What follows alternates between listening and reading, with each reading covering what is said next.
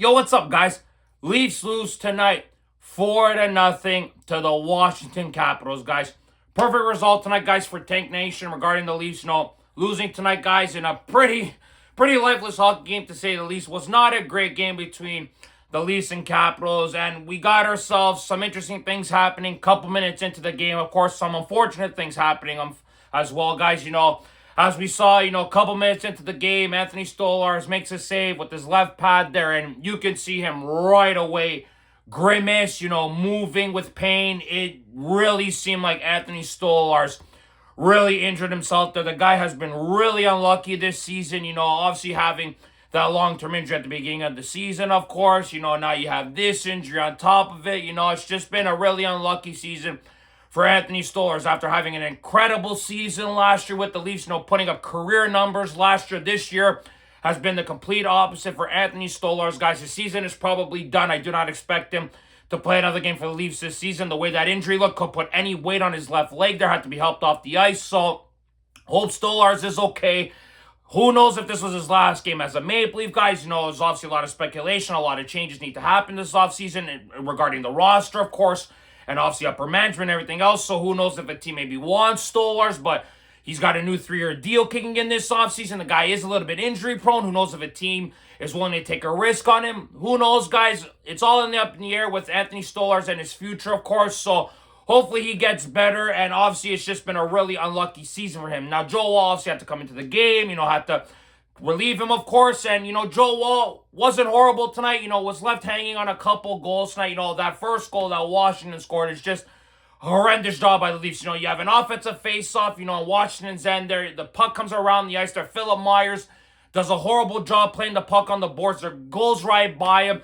Washington comes in on a 2-on-1 there, guys, and Strome with a beautiful goal there, guys. Really nice pass by Bolivier there to pass it to Strome there to get it under Joe Wall and make it 1-0 for the Capitals. Both the Leafs and Capitals did have a close amount of shots on net in the first period, guys, but the Leafs couldn't bury any chances. Logan Thompson was fantastic again tonight against Leafs, was fantastic against the Leafs back in December, guys, was fantastic again tonight against them. And he was making some great saves tonight. Washington had some good chances as well. We also saw Cole Hudson hit a post, so Washington had a couple of chances. Leafs as well did, guys, but Leafs couldn't bury theirs. Stayed 1-0 after a period. Then we saw Washington get some early goals. And, Easton Cowan, really like this player. Really nice young player. Of course, Easton is a rookie. He's going to make mistakes. Of course, he's learning with experience, of course, by playing through the mistakes and everything else. He's obviously taking some bad penalties in the neutral zone and obviously in the offensive zone. And then obviously tonight, he makes a really bad pass, a backhanded no-look pass in the offensive zone, not looking to see who he's passing it to, makes a really bad pass. The puck gets intercepted, of course. Leonard comes out of the penalty box, comes in on a breakaway, of course, takes a couple strides to his left, takes a great shot and beats Joe Wall to make it 2-0 for the Capitals. Now, those are the type of things that Easton Cowan, I think, will learn, not to do those type of things. He's obviously a young player still, going through the growing pains and experience like I just mentioned, so I'm not going to rag on the kid too much, but that is something that we do not want to see moving forward as the years go by. But I think he'll learn from that, but that's just a really brutal mistake to make there. But obviously right now, we want the Leafs losing hockey games right now. So Capitals take the 2-0 lead. It's fantastic for Tank Nation, of course, guys. Then we saw Washington get a third goal, of course, guys. You saw Veravari take a shot on net there when Jake McCabe's skate went right between Joe Wall there, guys, to make it 3-0 for the Capitals there. And I just know, I go, okay, perfect. This is good. You're up 3-0 Washington. Leafs, I did not expect them to come back from a 3-goal deficit. Even though we've seen the Leafs come back from 2-goal deficits, the amount of deficits they come back, the amount of goals that were scored against LA, comebacks for the Kings as well. It was nuts, guys. Leafs came back a couple times in that game there by 2 goals, so they could have easily came back in this game tonight, the Leafs. They hit a couple posts. Myers hit a post. McCabe hit a post. Joshua and Lorentz had some good chances on net there in the second period. But Logan Thompson came up big for the Capitals, made some big saves. Washington is still trying to get there in that last wildcard spot with this win tonight. You have 89 points to right there, competing with a few other teams, of course, like Philly, Washington, obviously themselves, Detroit, of course. So you got Ottawa, obviously, there, guys. So there's obviously a tight window there. Columbus, of course, as well. So you got a tight window of four to five teams that are trying to get to that second wild card spot there. So Washington needed this win tonight. You could see it after they went up 3-0. They kind of played a little bit more defensive hockey, let the Leafs have a little bit more puck possession, like I mentioned with the chances there that the Leafs had, but Thompson made some absolutely massive saves to keep it at 3 goals and not give the Leafs any life in this game, luckily enough, guys, because the last thing we wanted to see was the Leafs pull off some type of comeback and find a way to win the bloody hockey. And luckily enough, that did not happen. But that third period was absolutely horrendous. My God, Washington had 4 shots on net. The Leafs had 6 shots on net. Like, Christ almighty, the Leafs outshot Washington 21-20. Like, that's how bad that third period was. The game itself wasn't great in general. You know, guys like Ovechkin, who could possibly be playing in his last game in Toronto, we still don't know what his future holds. He didn't do much tonight. The game wasn't very electric. Not a lot of hitting, you know, not a lot of pace to the game. Washington played really tight defensively in the third period. They knew they just had to play tight defensively, limit the Leafs' chances. That's exactly what they did. Leafs had 6 shots on net. Washington had 4. Didn't really try to threaten the Leafs' goal that much. The Capitals just wanted to get through that period, find a way to get the 2 points, and that's exactly what they did. The Capitals did a good job, got the empty net goal there by Hudson to kill the game off at 4-0, even though the game was already over, guys. But the Leafs, unfortunately, as we've seen this season, just are not a great hockey team. Can't generate goals unless you're playing crap teams, of course, you know. But a team like Washington is obviously better than them.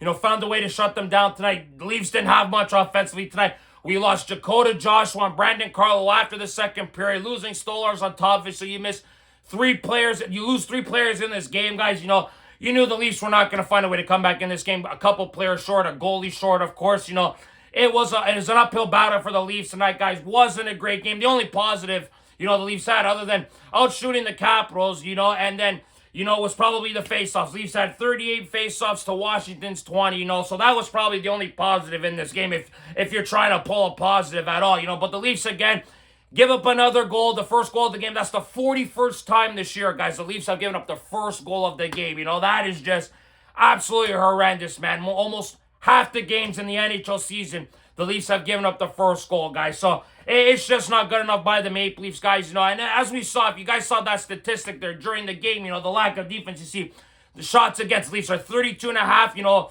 that's last in the league. Taking 32.5 shots a game, guys. Then slot shots against 16.7. That's last in the NHL. Rush chances against, that's 7.8. That's last. Cycle chances against, 12.1. That is last. So as we know, guys, the Leafs have a lot of deficiencies. We saw it tonight as well, guys. Their defense has obviously been really bad this year, of course. It's been the Achilles heel of this hockey team. Last year, we had the goaltending. This year, we have not had the goaltending, guys, as we saw this season, guys. Joel Stolarz being hurt. Wall missing the beginning of the year.